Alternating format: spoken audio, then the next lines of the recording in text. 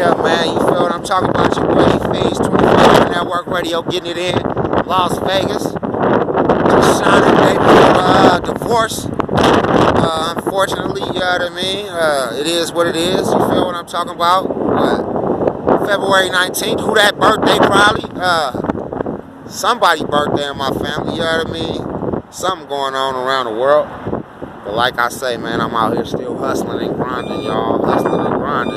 You know what I mean? Out here at the copart. Just doing what I do, you know what I mean? Las Vegas style. Finna pick up a little 95 bucket, a little scraper that I might sell from like 1,500. Might let somebody get it for 1,300 or something. Just hustling and grinding. You feel me? Mentally trying to stay focused throughout this little situation everybody been knowing about the divorce that's coming up and things like that. So every state that I go to, just trying to stay focused. The only way I know to stay focused is to stay productive. Don't get caught up in no bullshit. That's most definitely important. Got a call coming in, so I'm finna take this call, y'all. Chill back.